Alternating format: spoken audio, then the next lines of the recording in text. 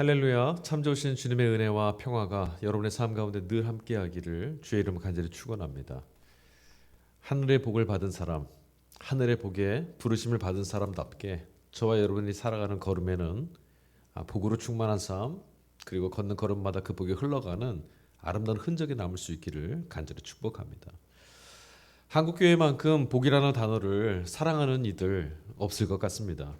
교회 다니지 않는 사람들도 마찬가지죠. 하나님 말씀을 마치 하늘로부터 임하는 복을 얻기 위한 매뉴얼처럼 읽기도 하고요. 우리의 기도라는 것도 사실은 복을 얻기 위한 것, 하늘로부터 부여받을 것, 얻을 것들에 집중되어 있는 것들이 사실입니다. 애당초에 따지고 보면 아무것도 내 것은 없죠. 그런 우리가 모든 복의 근원 되시는 만복의 근원 되시는 하나님께 구하는 태도와 자세라는 것은 오히려 귀한 하나님께 모든 복이 있습니다라고 고백하는 믿음의 고백일 수도 있습니다. 문제가 있다면 과연 우리가 구하고 있는 것, 하나님께 구하는 복이라는 것이 무엇이냐는 거죠. 아마도 대부분 우리가 복으로 구하는 것들은 돈이 힘과 질서로 작동되는 사회에서 통용되고 있는 성공, 건강, 재물, 또 출세 같은 이런 것들. 그러니까 하나님을 모르는 세상 사람들이 욕망하는 것들과 하등 다를 바가 없는 가치들이라는 게 문제입니다. 믿는 이들과 믿지 않는 이들의 차이라고 한다면 냉정하게 말씀드리자면 그저 하나님의 은혜라고 하는 포장지가 더 씌워져 있느냐 더 씌워 있지 않느냐 차이밖에 없는 것 같아요. 오늘 우리가 함께 읽은 성서의 말씀들 복에 중독되어서 비대해진 우리의 종교적 욕망을 거침없이 들춰내고 있습니다. 우리는 이 설교의 말씀을 함께 따라가면서 계속 질문하셨으면 좋겠어요. 과연 오늘 우리가 말하고 있는 복이라는 것이 예수께서 우리에게 말씀해 주셨던 그런 복일까? 또 바울 사도가 그렇게 자랑했다고 하는 십자가의 능력이라는 것을 오늘 우리는 복으로 경험하고 있을까?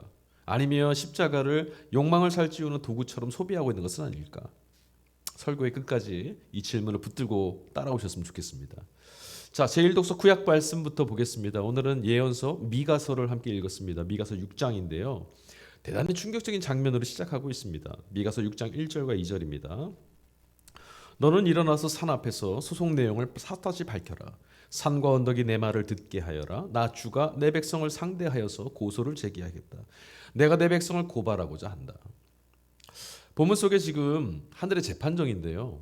하나님께서 검사가 되어서 고발하고 신문하고 있습니다. 그러면 그 반대 피고 속에 있는 이들은 누굴까요? 다름 아니라 하나님 백성이라고 불리우는 이스라엘입니다. 도대체 무슨 일이 있었길래 하나님께서 자기 백성 이스라엘을 고발하는 이런 지경에 이르렀을까요? 6장 3절입니다. 내 백성은 들어라. 내가 너희에게 어떻게 하였느냐. 내가 너희에게 짐이라도 되었다라는 말이냐. 이 상황의 심각성을 우리가 감안해 본다면 본문의 말씀 속에 이스라엘이 뭔가 대단히 큰 잘못을 한 것처럼 보일 거예요. 그런데 이 오늘 본문 말씀 보니까 이 6장 3절 말씀 보니까 기소 내용, 하나님이 이 이스라엘 백성들을 고발한 내용은 원인은 비교적 단순합니다. 하나님께서 끊임없이 그들을 도우셨죠. 이스라엘의 구원자가 되셨고 그들의 힘이 되셨고 요새가 되고 방패가 되셨습니다. 그들의 건져내시는 동반자이셨습니다. 그들을 끊임없이 도우셨습니다. 은혜로 도우셨습니다. 그럼에도 불구하고 은혜를 잊어버린 백성들이 오히려 하나님께서 자신들에게 무거운 짐을 짊어지고 계신다라고. 오히려 하나님이 우리들에게 너무 거북한 우리들의 삶을 너무 거북스럽게 만드는 분이다라고 불평하고 원망하고 있습니다. 그런데도 정작 이 피고인 이스라엘은 자신들의 죄가 무엇인지 하나님이 왜 그들을 지금 고발하셨는지 전혀 알지 못합니다. 하나님과의 관계가 어쩌다가 어디서부터 어그러지게 된 것인지조차 그들은 돌아보려고 하질 않습니다. 잘하고 있었거든요. 우리가 지금 예배도 드리고요. 우리가 신앙생활도 잘하고 있는데 뭐가 문제냐는 겁니다. 조금 길지만 미가서 6장 6절부터 7절까지 읽어드리겠습니다. 내가 주님 앞에 나아갈 때 높으신 하나님께 예배드릴 때 무엇을 가지고 가야 합니까? 번제물로 바칠 1년 된 송아지를 가지고 가면 됩니까? 수천 마리의 양이나 수만의 강줄기를 채울 올리브 기름을 드리면 주님께서 기뻐하시겠습니까? 내 허물을 벗겨주시기를 빌면서 내 맏아들이라도 주님께 바쳐야 합니까? 내가 지은 죄를 용서해 주시기를 빌면서 이 몸의 열매를 주님께 바쳐야 합니까? 얼핏 들으면 간절한 마음으로 하나님 앞에 이 억울함을 토로하고 정말 그 신앙의 어떤 회복을 위해서 질문하는 것 같습니다. 그러나 실체는 그렇지 않죠. 오히려 그들은 지금 송아지가 아니라면 수양 1000마리라도 드릴 테니까 좀 누그러뜨리시라 말하고 있습니다. 그것도 안 된다면 기름을 강물처럼 쏟아 부어서 하나님께 드리겠다고 하나님을 지금 설득하고 있습니다. 다시 말하자면 지금 대담하게도 이들이 하나님께 종교적 거래를 시도하고 있는 거예요. 흥정하는 거죠. 심지어 7절 하반절에 가보면 내 맏아들이라도 드릴까? 이런 말씀을 드려요. 맏아들이라도 드릴까? 생명의 주인은 하나님이시죠. 모든 생명은 하나님께 속해 있습니다. 그 생명의 주인 되신 하나님 앞에서, 그 주인 앞에서 가나안의 이방 종교였던 몰렉 숭배자들이나 행하던 인신공양 제사를 운운하고 있는 거예요. 철학자인 르네 지라르는 인간은 타인의 욕망을 흉내내며 사는 존재다 이런 말을 했습니다. 무슨 말이냐? 남들이 좋다고 하니까 나도 가지고 싶어하고 남들이 자랑하니까 나도 자랑하고 싶어하는 그것이 인간의 본성이라는 말입니다. 선지자 미가 시대에 백성들이 몰렉 신에게 자식을 바치는 이런 인신공양 제사, 이런 끔찍한 짓을 따라 했다라는 겁니다. 왜 그랬을까요? 도대체 이런 참혹한 일을 하나님 야훼를 믿는 하나님 백성들이 어쩌다가 이런 지경에 떨어졌을까요? 이유는 하나입니다. 그렇게 하면 성공할 것처럼 보였기 때문입니다. 몰렉 제사를 드리고 우상 숭배하는 그들의 모습을 보니 잘 살고 있습니다. 평안합니다. 사업도 잘 되고 후손도 번창하고 일가를 이루면서 떵떵거리고 살고 있습니다. 부러웠습니다. 저렇게만 하면 될 것 같은 거죠. 그래서 따라한 겁니다. 얼마나 끔찍하고 기괴한 열심입니까? 이래서 우리가 뭔가를 열심히 한다는 것은 무엇인 줄 모르고 지향을 모른 채 하는 열심이 이렇게 위험할 수 있습니다. 자신의 삶에 만연했던 불의와 탐욕을 고칠 생각은 추호도 하지 못하고 오직 크고 더 비싸고 더 화려한 재물을 바쳐서 하나님의 비유를 맞추려고 하는 그들의 모습은 사실 오늘 화려한 예배당, 헌금, 뜨거운 찬양과 집회와 열심히 하는 기도와 신앙생활에 이르기까지 천천의 수양을 하나님 앞에 드리자고 열심을 다하고 있는 한국 교회의 신앙과 너무 닮아 있지 않습니까? 마치 그들은 지금 뇌물을 주면 눈 감아주는 부패한 재판관처럼 하나님을 그렇게 취급하고 있습니다. 삶이 뒷받침되지 않는 예배라는 것, 윤리적인 실천이 삶의 어떤 시련이 실종되어져 버린 죄의라는 것은 아무리 화려한 것으로 채운다 하더라도 하나님의 이름을 모욕하는 종교적 타락이 될 뿐입니다. 자, 하나님의 판결의 기준은 매우 명확합니다. 6장 8절. 너 사람아 무엇이 착한 일인지를 주님께서 이미 말씀하셨다. 주님께서 너에게 요구하시는 것이 무엇인지도 이미 말씀하셨다. 오로지 공의를 실천하며 인자를 사랑하며 겸손히 내 하나님과 함께 행하는 것이 아니냐. 아멘. 말씀하셨어요. 우리가 뭔가를 열심히 해서 하나님께 영광을 올려드리자, 하나님의 뜻을 위해서 우리가 열심히 신앙생활하자, 우리가 그토록 구호처럼 외쳤던 것 여기 아무것도 들어있지 않습니다. 너무나 선명하게 하나님이 우리에게 바라시는 것, 우리에게 하나님 백성으로서 마땅히 해야 될 길이 무엇인지를 너무나 선명하게 규정해놓고 말씀하고 있습니다.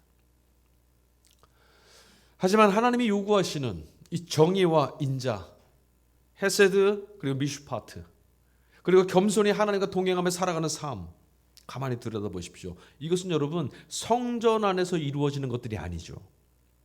정의를 어디서 우리가 이행하고 발현해야 될까요? 정의가 어그러진 곳, 불의한 땅에서죠. 어느 곳에서 우리가 인자를 실천해야 됩니까? 자비와 긍휼을 어디서 실천하죠? 성전 아닙니까? 아닙니다. 저 깨어지고 상하고 버려진 이들의 눈물 어련히 있는 자리죠. 우리가 하나님과 동행하는 곳은 바로 그곳입니다. 하나님을 마주대야 하는 이곳이 아니라 하나님이 계시지 않는 것 같은 저 삶의 자리 말입니다. 이 모든 실천이라는 것은 우리의 구체적인 우리 각자의 일상에서 비로소 드러나야 하는 겁니다. 시장터에서 저울을 속이지 않는 사소한 정직함, 가난한 이웃들을 멸시하지 않는 마음, 잘났다고 으스대지 않는 겸손하고 따뜻한 말의 온도를 전하면서 살아가는 삶, 이것이야말로 천천의 순양보다 하나님이 더 기뻐하시는 일, 하나님을 전적으로 의존하며 살아가는 하나님 기뻐하시는, 하나님이 보시기 좋았던 사람됨을 회복하며 살아가는 것, 이게 바로 하나님이 우리에게 오늘 진정으로 요구하시는 것들이라는 겁니다. 이독서 말씀 서신서입니다. 바울의 고린도전서 말씀을 읽었어요. 이 독서 바울의 이 고린도전서 이 메시지 안에는 지금 미가 선지자가 선포했던 하나님 중심의 삶, 하나님을 의존하며 살아가는 삶, 하나님이 기뻐하시는 것을 추구하며 살아가는 삶이 무엇인지의 정체성을 고스란히 밝히고 있습니다. 그건 바로 예수 그리스도의 십자가입니다. 고린도전서 1장 18절, 십자가의 말씀이 멸망하는 자들에게는 어리석은 것이지만 구원을 받는 사람인 우리에게는 하나님의 능력입니다. 우리 이 말씀 너무 잘 압니다. 우리 기독교 신앙의 십자가를 빼면 아무것도 되지 않죠. 교회마다 십자가를 걸고 있고, 우리도 뭐 목걸이가 됐든 뭐 십자가 너무 많이 달고 있습니다. 자동차 안에도 십자가를 걸고 다니죠. 그러나 우리는 이 의미, 십자가의 의미조차 깊이 이해하지 못한 채 너무나 습관적으로 십자가를 능력, 영광 이런 식으로 미화해 왔습니다. 십자가는 1세기 로마 시대에 정치범이나 흉악범들을 처형했던 사형틀입니다. 그리고 그 십자가에 걸린 이들은 세상에서 손가락질하고 받아줄 수 없는 저주와 수치, 패배와 무력감, 세상의 가장 밑바닥까지 떨어진 어떤 이들을 상징하는 상징물이 됐습니다. 그게 십자가죠. 그런데 바울은, 그리고 초기 교회 성도들은, 교회는 그동안 이 십자가를 능력이라고 고백했던 겁니다. 모순이죠. 가난한 사람은 부유합니다. 건강하지 않지만 그러나 건강합니다. 슬퍼하고 있지만 행복한 겁니다. 이런 말처럼 모순인 거예요. 하나님의 십자가가 능력입니까? 바울은 지금 종교적 선동을 하는 게 아닙니다. 그냥 위로해 주려고 실제적으로 경험될 수 없는 말들을 그냥 듣기 좋으라고 하는 말 아닙니다. 십자가의 능력이란, 여러분, 사업이 망하던 사람들이 십자가 붙들었더니 대박이 났다, 그런 건 아닙니다. 십자가가 능력입니다라고 말했던 초기 교회 공동체의 고백은 불치병 걸렸던 환자가 벌떡벌떡 일어나는 마법 같은 것을 말하는 게 아닙니다. 바울의 말대로라면 멸망하는 자들이라고 했던 세상의 시선으로 볼 때 십자가는 그저 미련하고 어리석고 망하고 실패하는 이들의 길입니다. 그런 면에서 보면 바울이 말했던 기적을 구했던 유대인들이나 철학이나 지혜를 구했던 이방인들, 어쩌면 우리들인지도 모르겠습니다. 왜냐하면 돈이 최고인 세상에서 자신을 희생하고 낮아진다는 것을 우리는 여전히 꺼려하고 있기 때문입니다. 어리석게 여기기 때문입니다. 병고침의 기적이나 세련된 지혜, 남들이 우러러보는 영광에 마음을 빼앗기는 우리에게 십자가는 우리 개개인이 살아가는 인생의 삶 중에 반드시 피해야 될, 전혀 만나고 싶지 않은 그런 길이 분명하지 않습니까? 철학사 키에르케고르는 기독교가 당신에게 아무런 불쾌감이나 거스름을 주지 않는다라면 당신은 기독교, 예수, 신앙을 믿는 것이 아니라 기독교라고 하는 문화를 즐기고 있는 것입니다라고 말했습니다. 그의 말은 옳습니다. 여러분은 어떻게 생각하십니까? 십자가의 도가 세상의 상식이나 세상을 살아가야 되는 여러분의 선택, 가치관 이런 것들과 충돌하는 경험을 하고 계십니까? 여러분의 삶을 불편하게 만들고 있습니까? 예수가 걸어갔던 생명의 길이라는 게 너무나 어리석은 길, 망하는 길인 것 같아서 선택하기 너무 괴롭고, 그런 세상, 이거와 반대되는 화려하고 정말 멋있는 세상을 볼 때마다 불안해지는, 초조해지는, 갈등이 되는 그런 상황을 경험해 보셨습니까? 왜 하나님은 넓은 길을 놔두고 십자가라고 하는 이 좁고 불편한 길을 구원의 길로 택하셨을까요? 밑바닥으로 떨어진 누구라도 거절하고 누구도 경험하고 싶어하지 않는 이런 삶을 하나님은 왜 선택하셨을까요? 고린도전서 1장 29절, 이는 아무 육체도 하나님 앞에서 자랑하지 못하게 하려 하심이라. 아멘. 이런 말씀도 우리 좀 잘 새겨 들었으면 좋겠어요. 아무도 자랑하지 못하게, 하나님 앞에서 자랑하지 못하게 하려 하심이라. 하나님만 위대하고 하나님만 옳고 하나님만 대단하시다는 걸 인정받고 싶어서 이런 말씀하셨을까요? 아닙니다. 세상, 여러분, 우리가 살아가는 세상도 구원을 말합니다. 이렇게 하면 행복하다. 이렇게 하면 잘 살 수 있다. 이렇게 하면 인생이 더 확 열릴 것이다. 우리에게 약속하고 있죠. 구원을 말하는 거예요. 그런데 세상이 말하는 구원은 늘 어떤 방식으로 드러나냐면 자랑이라는 것의 형태로 드러납니다. 나 이만큼 갖고 있어. 나 이만큼 이루었어. 나 이 정도가 된 거야. 이렇게 말하는 거죠. 마치 삶이 내가 얼마나 가졌는지, 내가 얼마나 똑똑한지, 내가 얼마나 거룩하고 얼마나 신령하고 얼마나 의로운지 증명해내야 되는 싸움터처럼 보이기도 해요. 자랑한다는 말을 한번 곰곰이 생각해 보죠. 자랑한다는 말은 반드시 누군가와의 비교를 전제로만 합니다. 다른 사람과 똑같다면 자랑할 수 있나요? 없죠. 그러니까 어떤 누구와 비교해서 나는 더 가졌고 다른 어떤 누군가에 비교해서 난 더 잘났다. 이걸 자랑이라고 말하는 거죠. 그러니까 비교가 반드시 전제되어 있습니다. 그러니 생각해 보세요. 자랑할 수 있다. 내가 지금 자랑을 한다는 순간 그 반대편에 수치와 부끄러움에 내몰리는 이들도 있다라는 뜻이 되지 않겠습니까? 어쩌면 잘난 사람들이 너무 많아진 탓에 우리가 살아가는 사회가 이처럼 서러워진 것은 아닌가 싶을 때가 참 많습니다. 그런데 그렇게 자랑하는, 나는 이만큼이라고 자랑하는, 이 정도만 있으면 행복하다고, 이 정도만 되면 가졌으니 인생을 건져낼 수 있다고 말하는 이 모든 세상의 스펙이라는 것이요, 십자가 앞에서는 아무짝에 쓸모없는 무용지물이 되고 맙니다. 생각해 보십시오. 서울대를 나왔든 초등학교를 중퇴했든 재벌이든 노숙자든 가난한 사람이든 부유한 사람이든 잘난 사람이든 못난 사람이든 신앙이 정말 투철한 사람이든 그렇지 않아 보이는 사람이든 십자가 앞에 서면요, 우리는 모두 다 죽어야 될, 죽을 수밖에 없는 죄인일 뿐입니다. 우리는 죽는다라는 거죠. 예외 없습니다. 우리 다 죽습니다. 그 앞에 서 보십시오. 뭐가 필요하겠습니까? 죽음 앞에 서 있는데, 죽음의 직면에 있는데 그 다른 무엇, 세상에 이야기했던 수많은 구원들이 과연 효과가 있습니까? 우리를 건져낼 수 있습니까? 무효입니다. 다 소용없습니다. 그런 상황에 떨어지면 우리는 늘 하나님만 부르게 됩니다. 십자가는 죽음입니다. 그 죽음 앞에 섰을 때 우리는 한 분만 찾습니다. 하나님. 십자가에 내몰려서 삶의 밑바닥에 떨어졌을 때 우리가 붙잡을 수 있는 것은 하나만 남습니다. 하나님. 그래서 십자가는 세상에 강요하는 가치관에 쩔어서 살고 있던 나의 옛 자아가 파쇄되고 오직 하나님 한 분만을 절대적으로 의존하게 만듭니다.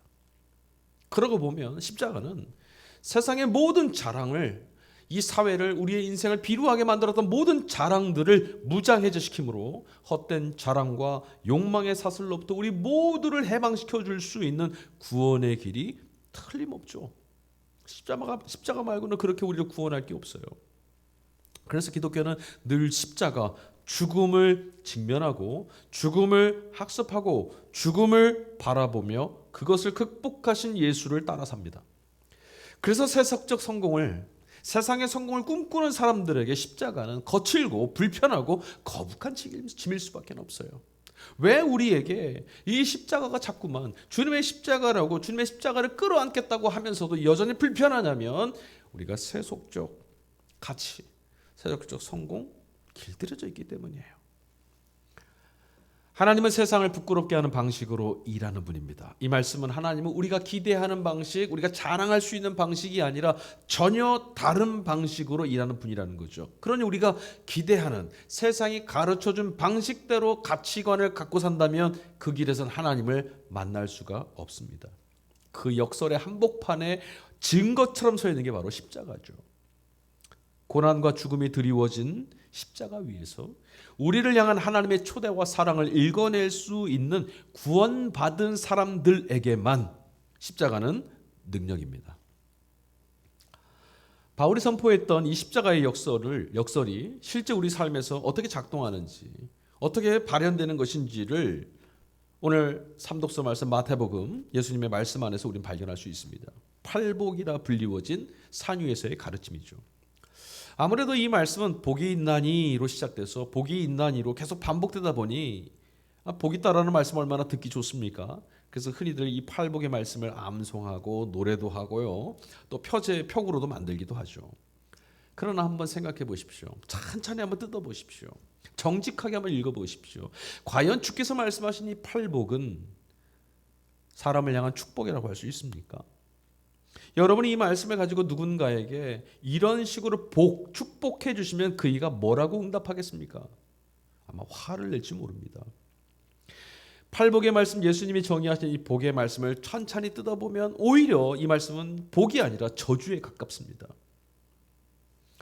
예수님이 복 있다고 선언하신 사람들의 면면을 한번 가만히 들여다보십시오. 심령이 가난한 사람, 애통한 사람, 온유한 사람, 의에 주리고 목마른 사람, 박해를 받는 사람들에 이르기까지 모두 다 오늘 우리에게 익숙한 기준으로 볼 때, 세속적 기준과 가치로 볼 때 명백하게 실패한 사람들, 세상의 밑바닥인 삶의 벼랑 끝에 내몰린 아무도 환영하지 않는 꺼리는 십자가에 내몰린 그런 사람들 아니겠습니까? 더 솔직해져 볼까요?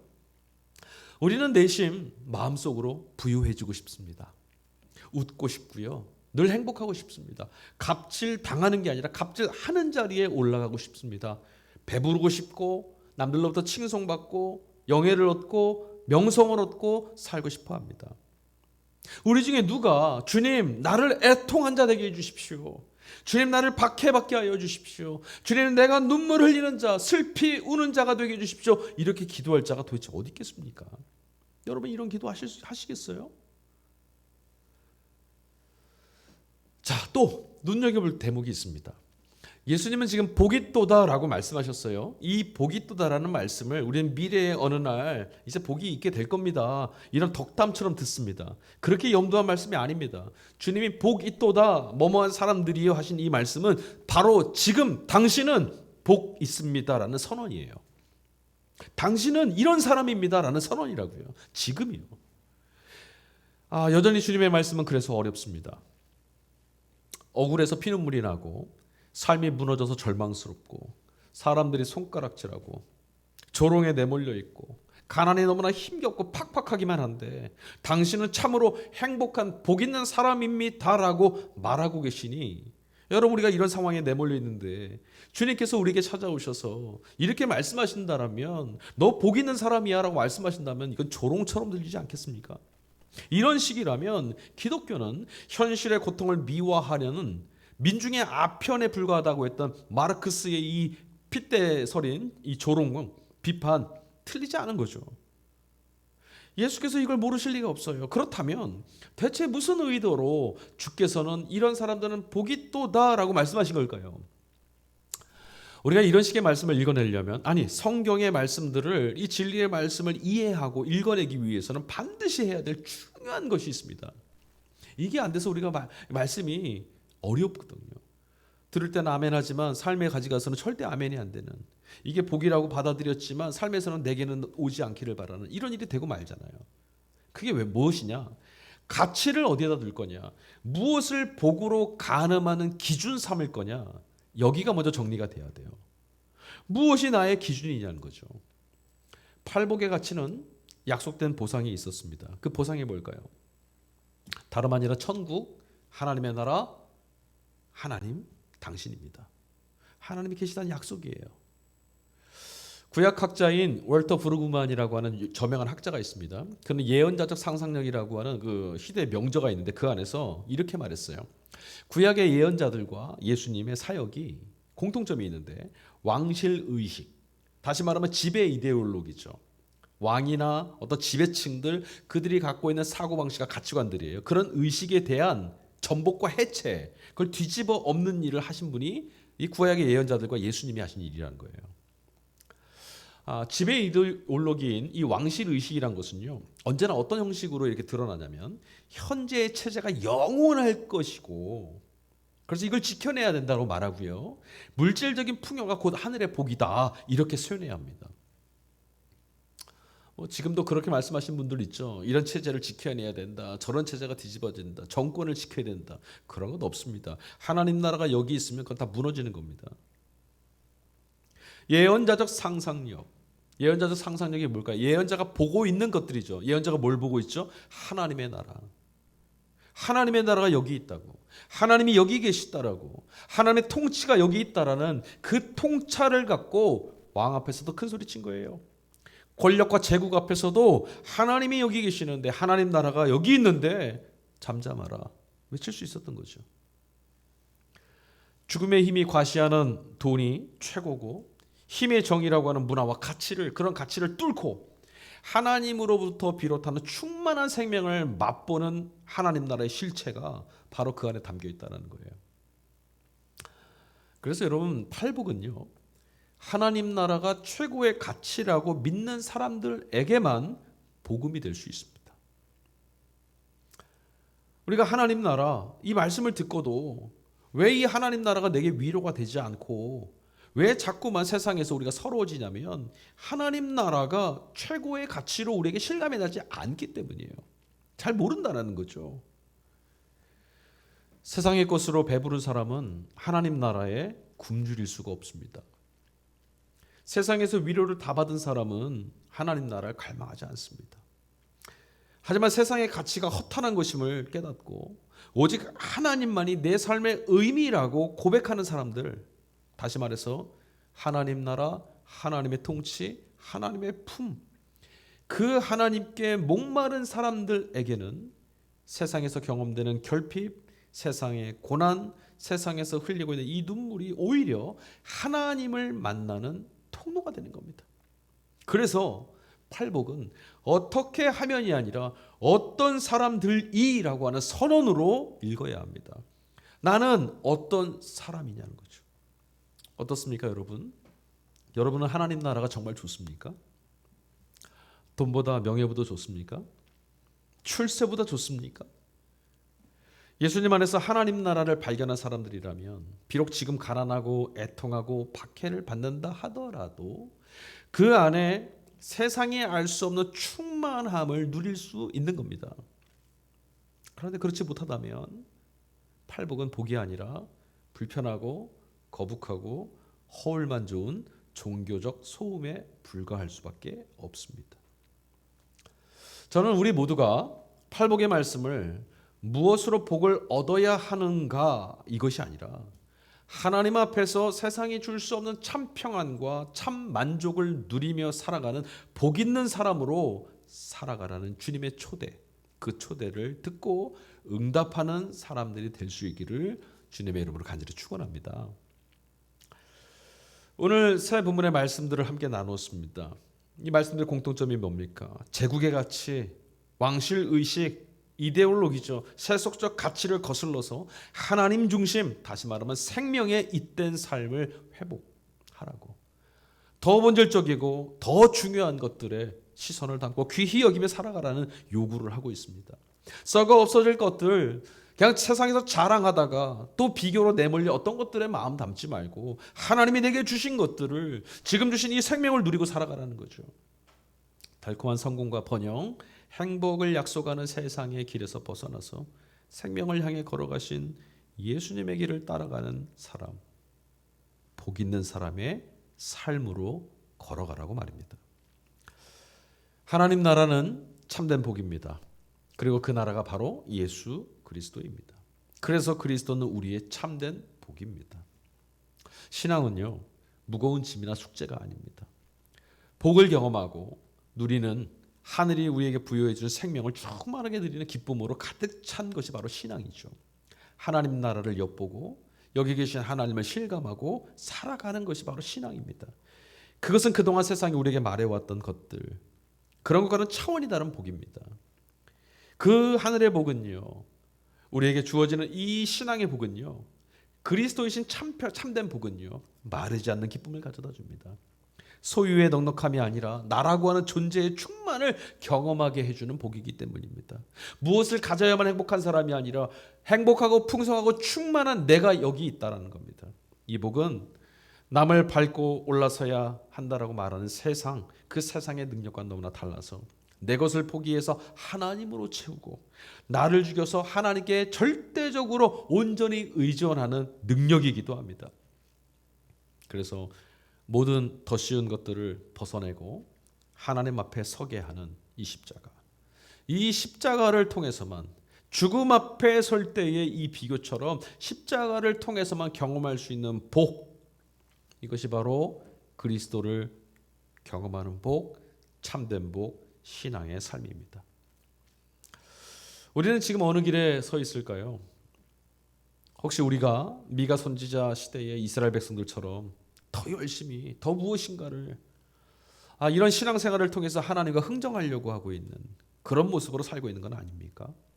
세상이 자랑하고 있는, 로마가 자랑하고 있는 지혜와 능력에 마음을 뺏기고 있는 건 아닙니까? 사랑하는 교회 여러분, 하나님 나라는 아무나 소유할 수 없습니다. 예수는 누구에게나 복음인 것은 아닙니다. 물론 하나님의 나라는 이 땅 가운데 임하였고 예수 그리스도는 만민을 구원하시기 위해서 오셨지만 아무나 소유하는 나라, 누구에게나 예수가 기쁨의 소식이 되진 않는다는 말이에요.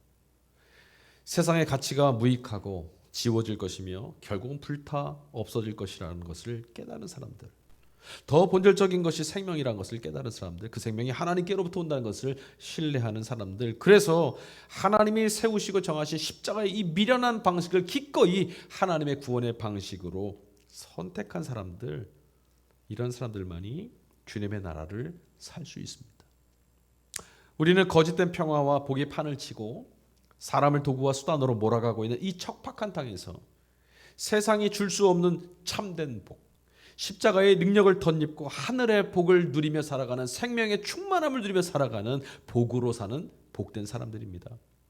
그러므로 매일의 삶, 일상의 걸음을 하나님께 잇대어서 구원의 삶으로 살아내는 것, 바로 그것이 오늘 저와 여러분 우리 모두에게 주어진 거룩한 소명이라는 것을 잊지 마시기 바랍니다.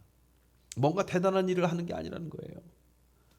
단지 머리로 이해하는 것이 아니라 십자가의 복음을 매일의 선택 속에서 실천하고, 비록 세상에서는 가난하고 애통할지라도, 오늘 눈물이 마르지 않는 삶의 한복판에 서 있을지라도 하나님 나라를 소유한 기쁨으로 지금 여기 계신 하나님을 마주함으로 예수라고 하는 좁은 길, 그러나 천국으로 향하는 생명의 길을 걸어내는 우리 모두가 될 수 있기를 주님의 이름으로 간절히 축원합니다. 우리는 우리의 앞서 오신, 우리의 앞서 걸어가신 길 대신 예수 그리스도를 통하여서 복으로 부름받은 하나님의 자녀들입니다. 아멘.